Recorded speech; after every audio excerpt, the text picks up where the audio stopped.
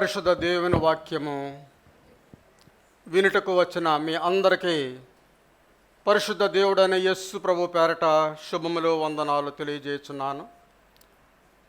అదే ప్రకారము దేవుడు నాకు అనుగ్రహించిన ఈ గొప్ప అవకాశము, దేవుని వాక్యం ప్రకటించు గొప్ప అవకాశము దేవుడు నాకు ఇచ్చి ఉన్నాడు. నేను ఎప్పటికప్పుడే ఇదే ఆఖరి ప్రసంగమేమో అని అనుకుంటూ ఉంటాను. అలాగే దేవుడు మరలా చెప్పే అవకాశం మనకి ఇస్తూ ఉంటాడు. ఎప్పుడు కూడా ఇదే ఆఖరి సమయము అని మనం అనుకున్నట్లయితే దేవుడు మనకు మరొక అవకాశం ఇచ్చేవాడే ఉన్నాడు. ఆమేన్. కాబట్టి దేవుని వాక్యము మనం శ్రద్ధగా విని, ద్వితీయోపదేశకాండంలో చెబుతారు కదండి, శ్రద్ధగా విని దాని ప్రకారం మనం చేయాలి అని మోషే భక్తుడు ద్వితీయోపదేశకాండంలో రాస్తాడు. దేవుని వాక్యం అనేది ఏ కైండ్ ఆఫ్ కమ్యూనికేషన్, అనగా సంభాషణ, కమ్యూనికేషన్ అనగా ఉత్తర ప్రత్యుత్తరములు, ఇన్ఫర్మేషన్, సమాచారము, ఇంకా దానినే మెసేజ్, వర్తమానము, మెసేజ్ టు ది మెసేజ్. పాడైపోయిన ఈ లోకములోనికి దేవుని యొక్క వర్తమానము తేబడి ఉన్నది. ఈ దినములలో చాలా ముఖ్యమైనది ఈ కమ్యూనికేషన్ అనగా, ఈ మెసేజ్ అనగా, ఇన్ఫర్మేషన్ అనగా చాలా ముఖ్యమైనది ఈ లోకములో, ఈ సమయంలో. ఎప్పుడైతే ఈ కమ్యూనికేషన్ సిస్టమ్ బ్రేక్ డౌన్ అయిపోయిందనుకోండి, మిస్అండర్స్టాండింగ్స్ జరుగుతూ ఉంటాయి.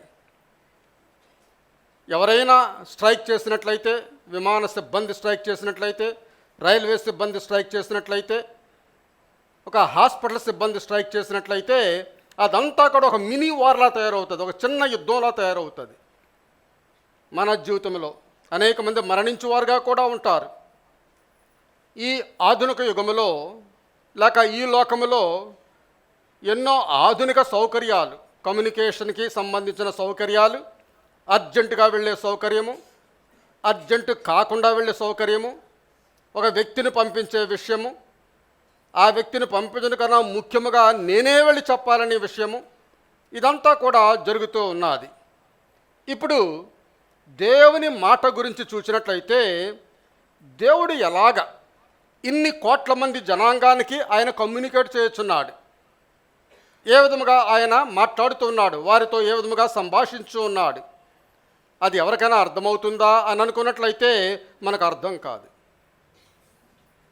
మనం ఒకరితో ఒకరు సంభాషణ చేయగలం, ఒక 10 మందితో చేయగలం, ఒక 1000 మందితో చేయగలం, కానీ దేవుడైతే విశ్వంతో సంభాషణ చేయుచున్నాడు. హోల్ కాస్మాస్, ఈ విశ్వమంతా కూడా బిలియన్స్ ఆఫ్ సోలార్ సిస్టమ్ ఉన్నదండి. ఈ సోలార్ సిస్టమ్ ఎన్ని సిస్టమ్స్ ఉన్నాయంటే బిలియన్స్ ఉన్నాయంట. కోట్లాది కోట్లు సోలార్ సిస్టమ్ ఈ లోకంలో ఉన్నదంట. గ్యాలక్సీస్ ఉన్నాయి, నక్షత్రాలు, మిల్కీవేస్, పాలపుంతలు అంటారు, అలాంటివి ఎన్నో కోట్ల ఈ లోకంలో ఉన్నాయి. వాటన్నిటితో కూడా దేవుడు కమ్యూనికేట్ చేస్తున్నాడు. అది ఎంత గొప్ప విషయము. ఇవన్నీ కూడా ఎంత దూరాన ఉన్నాయని మనం అనుకున్నట్లయితే కొన్ని కోట్ల వెలుగు సంవత్సరాల దూరంలో ఉన్నాయంట. అంటే ఆ వెలుగు అక్కడ ప్రారంభించబడి ఇక్కడ రాబోతులకి కొన్ని కోట్ల సంవత్సరాలు పడుతుందంట. అంత దూరంలో అవన్నీ కూడా ఉన్నాయి. వీటన్నిటికీ కూడా దేవుడు ఏ విధముగా మెసేజ్ పంపగలుగుతున్నాడు, ఎర్త్లింగ్స్ ఏ విధముగా సంభాషణ ఆయన జరుపుచున్నాడు. బైబిల్లో చాలాసార్లు మనం చూసినప్పుడు ఈ మెసేజ్ అనేక మార్గముల ద్వారా దేవుడు వర్తమానాన్ని పంపిస్తూ ఉన్నాడు. అనేక మార్గముల ద్వారా, కొన్నిసార్లు దేవదూతల ద్వారా, మరియమ్మకు దేవదూత ద్వారా వర్తమానం పంపించాడు. కొంతమంది మనుషుల ద్వారా, ప్రవక్తల ద్వారా, కొంతమంది అయితే జంతువుల ద్వారా కూడా ఆయన మాట్లాడువాడై ఉన్నాడు. దాన్ని దృష్టిలో ఉంచుకొని హెబ్రీయులకు రాసిన గ్రంథకర్త అంటాడు, 1వ అధ్యాయం 1వ వచనంలో అంటాడు, పూర్వకాలమందు నానా సమయములలోనూ నానా విధములుగాను ప్రవక్తల ద్వారా మన పితరులతో మాట్లాడిన దేవుడు ఈ దినముల అంతమందు కుమారుని ద్వారా మనతో మాట్లాడాను.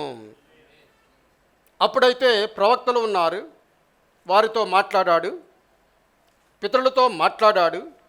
అయితే ఈ వర్తమానము చాలా అర్జెంట్, చాలా ముఖ్యమైనది. కాబట్టి దేవుడే దిగి వచ్చి ఆ వర్తమానం చెప్పాలని తన కుమారుని యేసుని లోకానికి పంపించి యేసు ద్వారా ఆ వర్తమానం మనకు ప్రకటించాడు. ఆమేన్, హల్లెలూయా. దానియేలు గ్రంథంలో మనం చూసినప్పుడు 5వ అధ్యాయం 25వ వచనం చదివినట్లయితే ఈ వాక్య భాగం ఏదనగా, మినే అనగా దేవుడు నీ ప్రభుత్వము లెక్క చూచి దాన్ని ముగించెను. టెకేల్ అనగా ఆయన నిన్ను త్రాసులో తోచగా నువ్వు తక్కువగా కనబడితివి. ఫెరెస్ అనగా నీ రాజ్యము నీ యొద్ద నుండి విభాగింపబడి మాదీయులకును పారసీకులకును ఇయ్యబడును. ప్రియులారా, ఇక్కడ మనం చూసినప్పుడు ఇది బెల్షజర్ ప్యాలెస్, ఇరాక్లో బెల్షజర్ ప్యాలెస్ అంటారు. దేవుని చేరాత అక్కడ రాయబడినట్లుగా మనం చూస్తున్నాం. మెనే టెకేల్ ఫార్సిన్, ఇది రహస్యమైన రాత, వింతైన రాత, ఎవరు కూడా చదవలేనటువంటి రాత, అర్థం చేసుకోలేనటువంటి రాత. చరిత్రలో విషాదకరమైన విషయం ఏమిటంటే,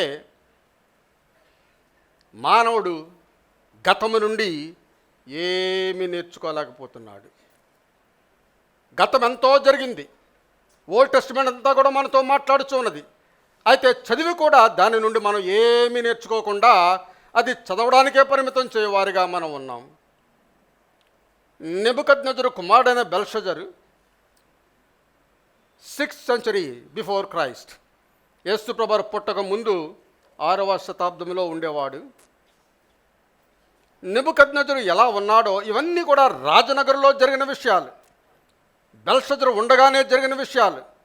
ఆకాశం నుండి ఒక చెయ్యి వచ్చింది, దేవుని హస్తము ఎవరో గ్రహించలేరు. ఆ హస్తము ఎలా వస్తుందో ఎవరో గ్రహించలేరు.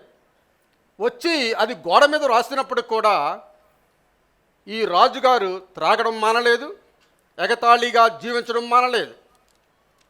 అయితే దానియేలు అనే భక్తుడు దాని అర్థము చెప్పినప్పుడు కూడా పశ్చాత్తాపడలేదు. దాని అర్థము చెప్పినప్పుడు కూడా పశ్చాత్తాపడినట్లుగా మనం చూడడం లేదు. బిఫోర్ క్రైస్ట్ 6th centuryలో జరిగిన ఈ సంఘటన ఈ 21వ శతాబ్దంలో మనము జీవిస్తున్న ఈ శతాబ్దంలో మనకు కూడా చెందినదై ఉన్నది. ఆ దినమున వారు ఏ విధముగా ఆ వాక్యాన్ని నెగ్లెక్ట్ చేశారో మనము కూడా ఈ దినమున అదే దేవుని వాక్యాన్ని మనము నెగ్లెక్ట్ చేసి మనము దానిని అంగీకరించలేకపోతున్నాం. Mene God hath numbered the days and the kingdom and finished it. నీ మార్గములు, నీ రాజ్యము సంపూర్ణము కాబోతున్నది, నీ దినములో ఆయన లెక్కించి ఉన్నాడు. ప్రియ సహోదరి సోదరులారా, మనము కూడా రాజైన బెల్షజరు వలె జీవిస్తున్నాం. మన తండ్రులతో, మన పితరులతో, దేవుని భక్తులతో దేవుడు ఏ విధముగా డీల్ చేశాడో, ఏ విధముగా వ్యవహరించాడో పూర్తిగా మర్చిపోయాం. పూర్తిగా మర్చిపోయి మన జీవనాన్ని, మన జీవితాన్ని మనం గడుపుకుంటూ వెళ్ళిపోతూ ఉన్నాం. గతము నుండి నేర్చుకోకపోవడం అనేది గొప్ప విషాదం, అది భయంకరమైన పొరపాటు. There are so many hidden lessons for us. మన కొరకు దాచబడిన అనేకమైన పాఠములు దేవుడు మన కొరకు దాచి ఉంచాడు. దానియేలు ఆ మాటలకు అర్థం చెప్పే సమయంలో భయపడ్డా? భయపడలేదు. ఆమేన్. రాజును నిందిస్తూ కనికరం లేకుండా ఆ మాటలకు అర్థం చెప్పగలిగి ఉన్నాడు. ఆమేన్. 18వ వచనం మనం చూసినప్పుడు, రాజా చిత్తగించుము, మహోన్నతుడు దేవుడు మహద్దశను, రాజ్యమును, ప్రభావమును, ఘనతను నీ తండ్రియగు నెబుకద్నెజరుకు ఇచ్చెను. దేవుడు ఇతనికిట్టి మహద్దశ ఇచ్చినందున తానెవరిని చంపగోరినో వారిని చంపెను, ఎవరిని రక్షింపగోరినో వారిని రక్షించెను, ఎవరిని హెచ్చింపగోరినో వారిని హెచ్చించెను, ఎవరిని పడద్రోయగోరినో వారిని పడద్రోసెను. కాబట్టి సకల రాష్ట్రములు, జనులు, ఆయా భాషలు మాట్లాడేవారు అతనికి భయపడుచు అతని ఎదుట వణుకుచూ ఉండిరి. ఆమేన్. అందరూ వణుకుచూ ఉన్నారు. కానీ దానియేలు అంటున్నాడు, హీ వాజ్ ఎ ఫియర్లెస్, భయం లేనటువంటి వ్యక్తి. అటువంటి వ్యక్తికి సింహాల బోనే తగిందండి. రాజుగారన్నా భయం లేదు, రాజు దగ్గర మాట్లాడడానికి భయం లేదు, ఆ గోడ మీద రాసిన రాతకు జవాబు చెప్పడానికి కూడా ఆయన భయం లేదు. అటువంటి వ్యక్తికి సింహాలు బోనే తగినది అని నేను అనుకోవచ్చు. అయితే అక్కడ దానియేలు ఏదో అయ్యగారు రాజుగారు చిత్తగించుము అన్నట్లుగా మాట్లాడలేదు, కానీ he was roaring like a lion. ఒక సింహం వలె ఆయన అరుస్తూ మాట్లాడుతున్నాడు. ఇది దీని యొక్క అర్థము. రోరింగ్ లైక్ ఎ లయన్, ఆయన అరుస్తూ ఉన్నాడు. ప్రియులారా, దేవుడు మన హృదయం అనే గోడ మీద రాస్తూ ఉన్నాడు. మన హృదయం అనే గోడ మీద దేవుడు రాస్తూ ఉన్నాడు. మెనే మెనే, నీ రోజులు, మన రోజులు, నీ రోజులు, నా రోజులు లెక్కించబడి ఉన్నవి అంటూ ఉన్నాడు. Our human life is a running race from the womb to the tomb. మానవ యొక్క జీవితం అనేది ఒక రన్నింగ్ రేస్ లాంటిదండి, ఒక పరుగు పందెం లాంటిది. ఎక్కడ నుండి? తల్లి గర్భము నుండి సమాధి వరకు కూడా ఇది పరిగెట్టే ఒక రన్నింగ్ రేస్. అది మనం మర్చిపోవడానికి వీల్లేదు. క్రాడల్ టు ద క్యాస్కెట్, ఉయ్యాల నుండి సమాధి పెట్టే వరకు కూడా మనం పరిగెడుతూనే ఉంటాం ప్రియులారా. అది మనం మర్చిపోవడానికి వీల్లేదు. మోషే అంటున్నాడు, 90వ కీర్తనలో మోషే అంటాడు, మా దినములు లెక్కించుట మాకు నేర్పుము, మా దినములు లెక్కించుట మాకు నేర్పుము. ఈ వాక్య భాగంలో చాలా జ్ఞానం ఉన్నది ప్రియులారా. దినములు లెక్కించుట. ఒకవేళ నా దినముల గురించి నేను లెక్కించుకున్నట్లయితే నాకు 65 సంవత్సరములు, సంవత్సరంకు 365 రోజులు అనుకున్నట్లయితే 23,725 రోజులు మనం జీవించాను. అలాగే సహోదరు దేవరాజు గారి 62 సంవత్సరాలు అనుకున్నట్లయితే 22,692 దినములు జీవించాడు. అలా సహోదరుడు బాబా గారు ఒకవేళ 64 సంవత్సరాలు అతనికి ఉన్నాయి అని అనుకున్నట్లయితే 23,360 దినములు జీవించాడు. అలాగే మనందరూ కూడా లెక్క వేసుకున్నట్లయితే మన దినములు మనం లెక్కించుకోగలము. జాన్ వెస్లీ అనే ఒక గొప్ప భక్తుడు సమయాన్ని వృధాపరిచేవాడు కాదండి. లాంగ్ జర్నీ వెళుతున్నప్పుడు ఆయన పుస్తకాలు రాసేవాడు, ఉత్తరాలు రాసేవాడు.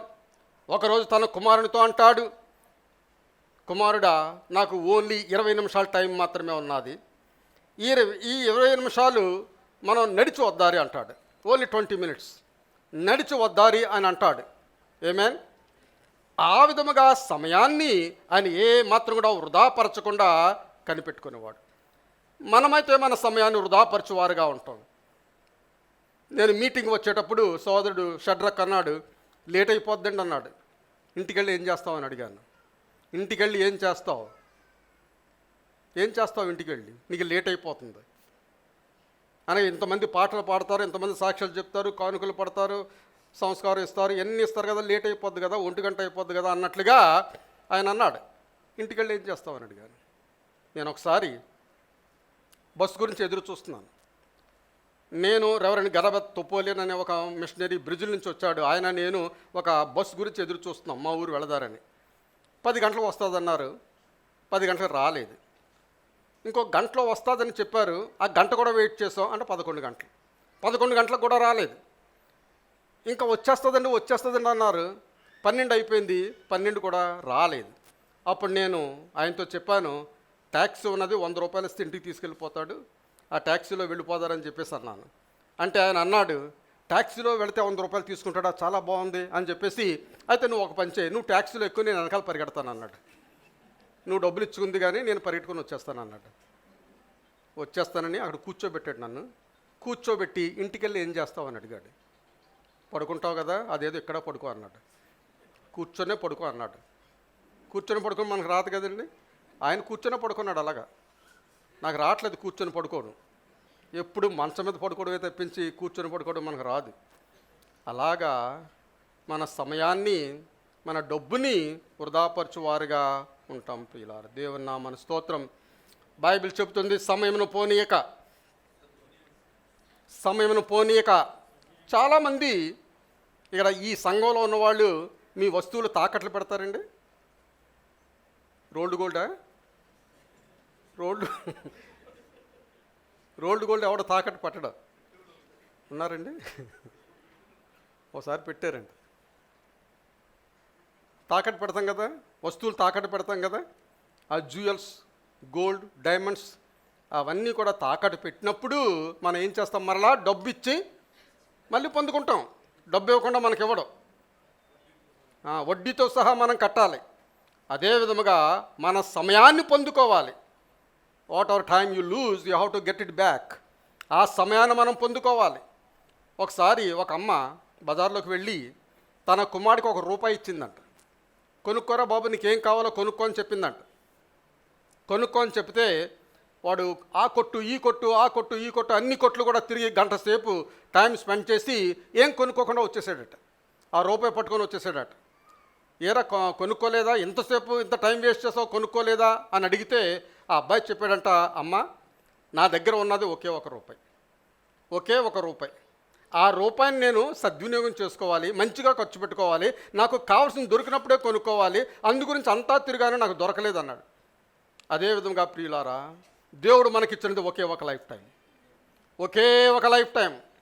2 లైఫ్ టైమ్స్ ఇచ్చాడు అనుకోండి, ఒక లైఫ్ టైమ్స్లో ఆడుకొని ఇంకొక లైఫ్ టైంలో దేవునికి ఇష్టంగా జీవించవచ్చు. లేదు, ఒకే ఒక లైఫ్ టైం, నీకు వేరే సమయము లేదు. ఇదే సమయము, ఇదే అనుకూల సమయమని దేవుడు మాట్లాడుచున్నాడు. ఆమేన్.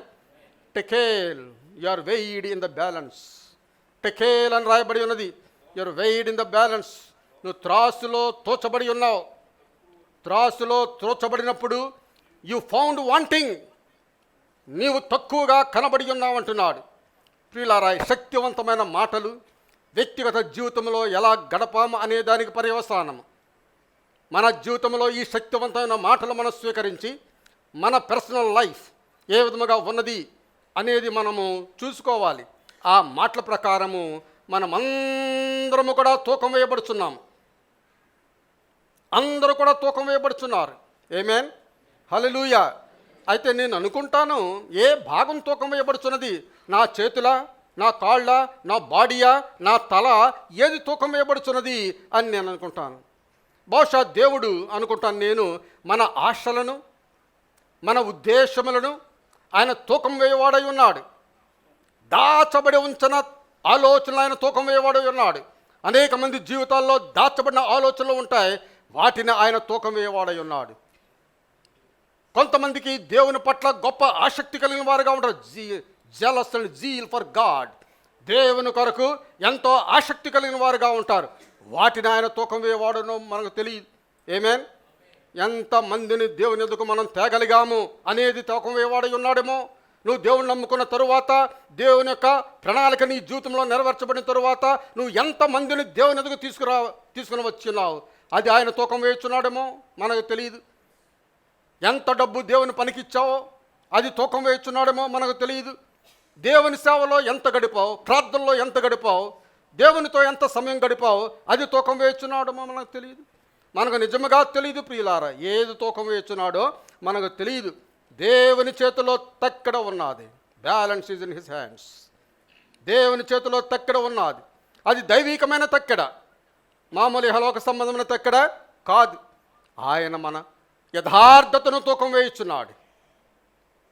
మన యథార్థతను ఆయన తూకం వేయుచున్నాడు. నువ్వు ఏ విధముగా జీవించావు ఈ లోకములో, యథార్థముగా నువ్వు జీవించావా? యువర్ సిన్సియారిటీ, నీ యొక్క యథార్థతను ఆయన తూకం వేయవాడై ఉన్నాడు. ఆలోచించండి, మన జీవితాలు ఒక్కసారి ఆలోచించుకోండి. మనం ఎంతవరకు యథార్థముగా మనం జీవించాము, యథార్థమైన జీవితాన్ని మనం కలిగి ఉన్నామా? యోబు భక్తుడు అంటాడు, నేను యథార్థవంతునిగా నేను ఉన్నాను. ఈరోజు ఈ జీవప్రసాద్ గారు అదే చెప్పారు. చిన్నప్పటి నుంచి దేవుని వాక్యంలో పెరిగాను, సండే స్కూల్లో పెరిగాను, దేవునితో పెరిగాను, దేవుని కార్యాలు చేసుకుంటూ వచ్చాను.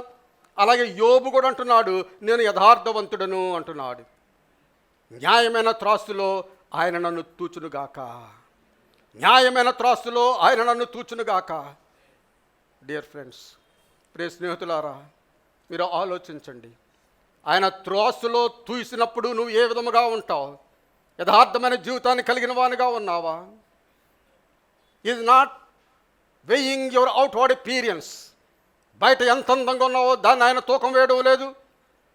నీ శరీరం నల్లగా ఉన్నదా, తెల్లగా ఉన్నదా, పసుపుగా ఉన్నదా, ఎర్రగా ఉన్నదా, నీ బోన్స్ బలాఢ్యం ఉన్నదా లేదా, is not weighing those things. అవి ఆయన తూకం వేయడం లేదు. దేవుడు తూకం వేయుచున్నాడు. ఏమిటి తూకం వేయుచున్నాడంటే, how you are spending your time when you are alone. భయం వేస్తుంది కదండి, భయం వేస్తుంది కదా. నువ్వు ఒంటరిగా ఉన్నప్పుడు నీ జీవితాన్ని ఆయన తూకం వేయవాడై ఉన్నాడు. ఒంటరిగా నువ్వు ఏ విధముగా తలంపులు కలిగి ఉన్నావు, ఎటువంటి జీవితాన్ని కలిగి ఉన్నావు, when you are in solitude. అందరికీ భయం వేస్తుంది. ఈ మాట ఆలకిస్తే అందరికీ భయం వేస్తుంది. క్యాంటీన్లో ఒక వ్యక్తి క్యూలో నిలబడి ఉద్యోగానికి వచ్చాడట. క్యూలో నిలబడి మధ్యాహ్నం భోజనంకి వెళ్ళి భోజనం కొనుక్కోవడానికి ఆ క్యూలో నిలబడ్డాడంట. క్యూలో నిలబడి ఒక ఖరీదైన ఐటెం డబ్బు చెల్లించకుండా తీసుకొని వెళ్ళిపోయాడట. అంటే అవకాశం వచ్చిందంటే అవకాశాన్ని వినియోగించేసుకోవాలి. ఆ డబ్బు తీసుకోలేదు, కౌంటర్లోనూ డబ్బు ఇవ్వకుండా వెళ్ళిపోయాడట. వెళ్ళిపోతే నేను చాలా తెలివైన వాడిని, నేను డబ్బు చెల్లించకుండా వెళ్ళిపోతున్నాను అని చెప్పేసి అనుకునేవారంట. మేము మా పాప మేము కాలేజీకి వెళ్ళేటప్పుడు మా డ్రైవరు అక్కడ ఉంటుంది కదండి, టోల్ గేట్ ఉంటుంది కదా, టోల్ గేట్ దగ్గర స్పీడ్గా పోనీ డబ్బులు కట్టొద్దు మనం అని చెప్పేసి మా పాప వీళ్ళందరూ అంటుండేవారు. ఎలాగ ఎగ్గొడదారి మనం,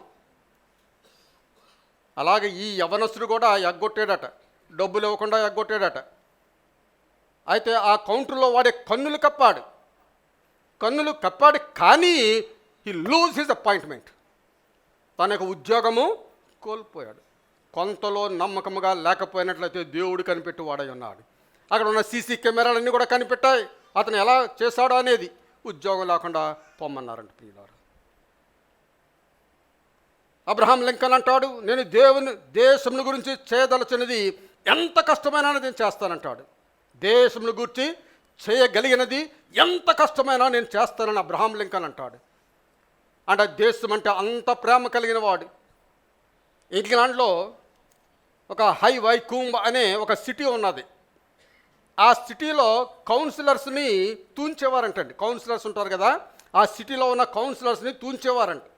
ఎందుకు తూంచుతారు అని అనుకున్నట్లయితే ప్రజలు డబ్బు తినేసి ఎంత బరువు ఎక్కిపోయారు, ఎంత లావు ఎక్కిపోయారు అని తూంచేవారంట. డబ్బు తినేస్తే లావు ఎక్కిపోతారు కాబట్టి అలా తూంచేవారట. ప్రియులారా, ఆత్మను తూకం వేసే తక్కెడ. ఇది మామూలు తక్కెడ కాదు ప్రియులారా, ఆత్మను తూకం వేసే తక్కెడ. సామెతల గ్రంథంలో జ్ఞాని అయిన సొలొమోను అంటాడు, ఒకని నడతలన్నీ వాని దృష్టికి నిర్దోషముగా కనబడతాయి, మన దృష్టికి కరెక్ట్గా కనబడతాయి. నువ్వు అనుకోవచ్చు ఎవరో చూడడం లేదు కదా, వీఆర్ హైడింగ్ ఫర్ ఎవ్రీబడి, ప్రతి ఒక్కరిని కూడా మనం తప్పించుకున్నాం కదా అని మనం అనుకుంటాం, పర్వాలేదు అని మనం అనుకుంటాం. కానీ యెహోవా ఆత్మలను పరిశోధించువాడు, యెహోవా ఆత్మలను పరిశీలించువాడు.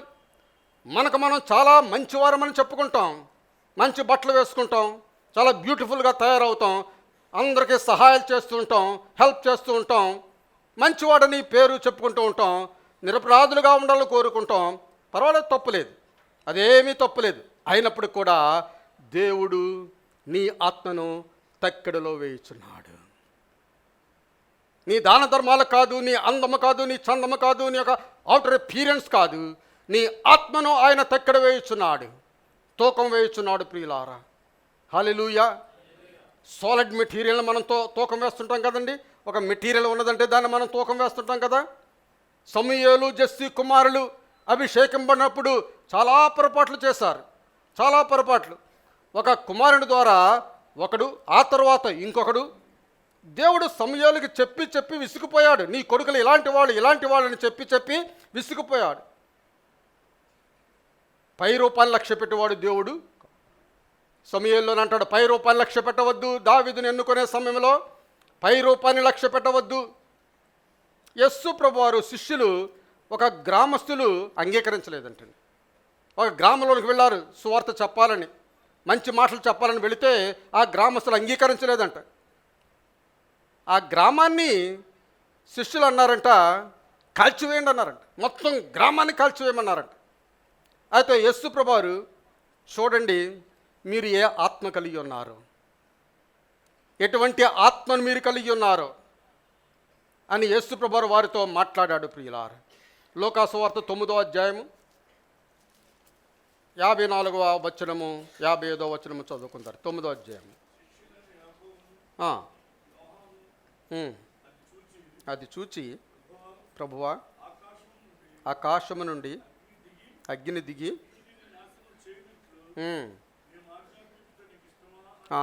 శిష్యులైన యాకోబును యోహానును అది చూచి ప్రభువా ఆకాశము నుండి అగ్ని దిగి వీరిని నాశనము చేయనట్లు మేము ఆజ్ఞాపించడం నీకు ఇష్టమా అని అడుగుగా ఆయన వారి తట్టు తిరిగి వారిని గద్దించెను.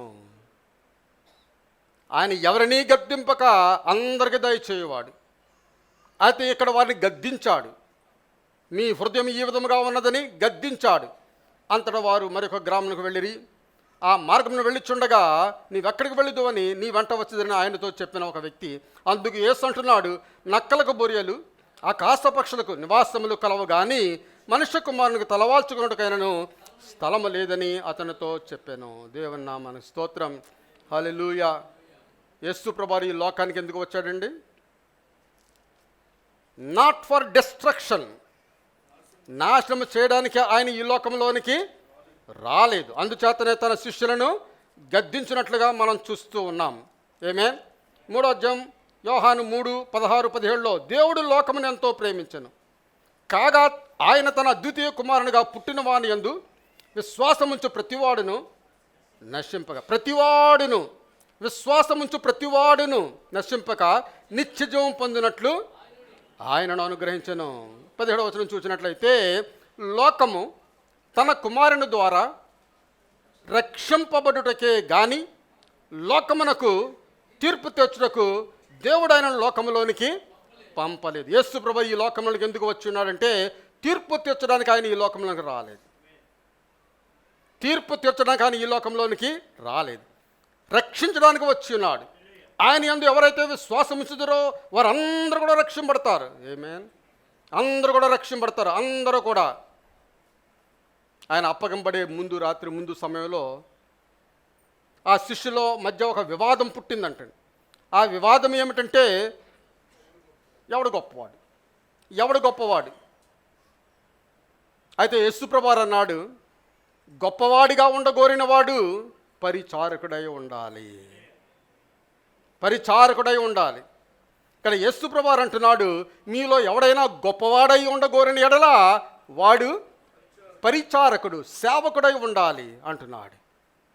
అందుచేతనే యేసు ప్రభువుని ఎవరు అంగీకరించలేదు ప్రియులారా. యేసు ప్రభువుని అంగీకరించినప్పుడు వాళ్ళందరూ అనుకున్నారు రాజు అయిపోతాడు అని హోసన్నా అని చెప్పి కేకలు వేశారు. కేకలు వేసిన తర్వాత నా రాజ్యం ఈ లోక సంబంధమైనది కాదు అని యేసు ప్రభువు చెప్పగానే సిలువేడి అని మాట మార్చేసిన మానవాళి. యేసు ప్రభువు రాజ్యం వేరు, యేసు ప్రభువు భక్తి వేరు, యేసు ప్రభువు ప్రవర్తన వేరు. ఇదంతా కూడా విపరీతముగా ఉంటుంది ప్రియులారా. అయితే మనం ఏ రకమైన ఆత్మను కలిగి ఉన్నాం? యేసును నమ్ముకున్న తర్వాత మనం ఏ రకమైన ఆత్మను కలిగి ఉన్నాం? ఓర్పు కలిగిన ఆత్మన, దీర్ఘశాంతము కలిగిన ఆత్మన, ఏ రకమైన ఆత్మ? దేవుడు తూకం వేసినప్పుడు నీ ఆత్మ ఏ విధముగా ఉన్నదని దేవుడు మాట్లాడతాడు. 2వ కొరింథీయులో 6:4-5 వచనాలు చదివినట్లయితే శ్రమల యందును, ఇబ్బందుల యందును, ఇరుకుల యందును, దెబ్బల యందును, చెరసాలలో, అల్లరులలోను, ప్రయాసములలోను, జాగరములతోను, ఉపవాసములతోను మిగులు ఓర్పు గలవారై పవిత్రతతోను, జ్ఞానముతోను, దీర్ఘశాంతముతోను, దయతోను, పరిశుద్ధాత్మ వలన నిష్కపటమైన ప్రేమతో. దేవుని నామానికి స్తోత్రం. హల్లెలూయా. యేసును నమ్ముకున్న మనము ఈ రకమైన స్థితిని కలిగిన వారిగా ఉండాలి. దేవుడు అటువంటి ఆత్మను తూకం వేయవాడై ఉన్నాడు ప్రియులారా. దేవుని నామానికి స్తోత్రం. ఈ సంవత్సరానికి 25 సంవత్సరాలు కావచ్చింది. ఈ సంవత్సరానికి 25 సంవత్సరాలు కావచ్చింది. గ్రహం స్టెయిన్స్ ఆయన చనిపోయి, ఆయన చంపబడి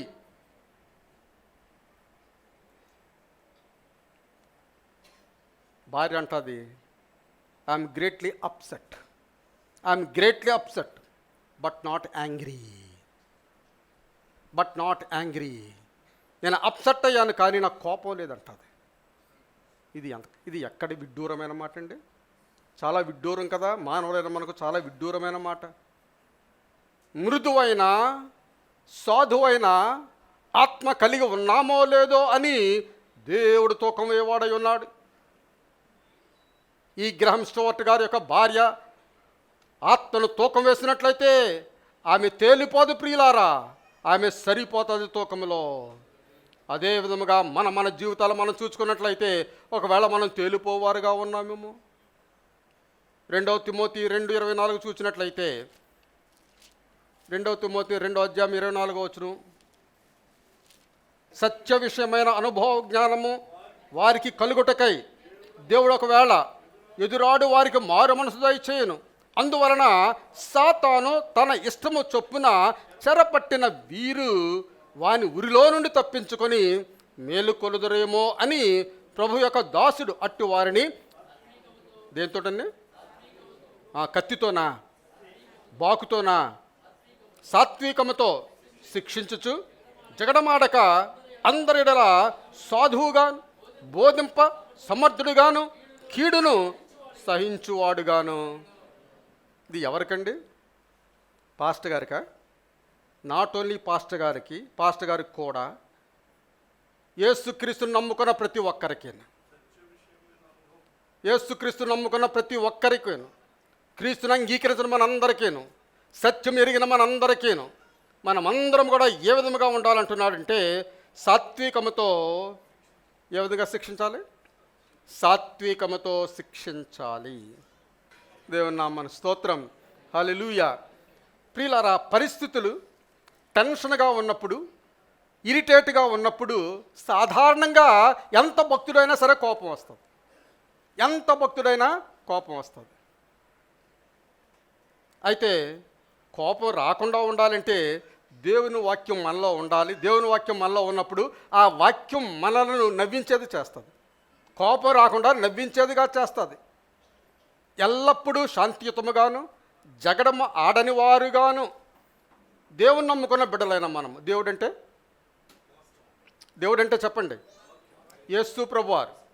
యేసు ప్రభువారు నమ్ముకున్న మనము, ఆయన వాక్యాన్ని అంగీకరించిన మనము బయట ఇంట సాధువైన ఆత్మ కలిగిన వారిగా ఉండాలి. సాధువైన ఆత్మ కలిగిన వారిగా ఉండాలి. టెకేల్ తూకం వేస్తున్నప్పుడు నీ నీతిని ఆయన తూకం వేస్తాడు, యథార్థతను ఆయన తూకం వేస్తాడు, నీ న్యాయమైన జీవితాన్ని ఆయన తూకం వేస్తాడు. మానవుని ఆత్మ ఏ విధముగా ఉన్నదో ఆయన తూకం వేయవాడై ఉన్నాడు. నీ ఆత్మ సాధువైన ఆత్మగా ఉన్నదో లేదో ఆయన తూకం వేయవాడై ఉన్నాడు. ఆయన తూకం వేసినప్పుడు ఆయన తూకంలో మనం సరిపోవాలి ప్రియులారా. మెనే టెకేల్ ఫార్సన్ అని వ్రాయబడి ఉన్నది. కాబట్టి ఆయన తూకం మనల్ని ఏ తూకం వేస్తాడంటే మన యథార్థమైన జీవితాన్ని ఆయన తూకం వేయవాడై ఉన్నాడు. దేవుడు ఈ మాటలు దీవించును గాక.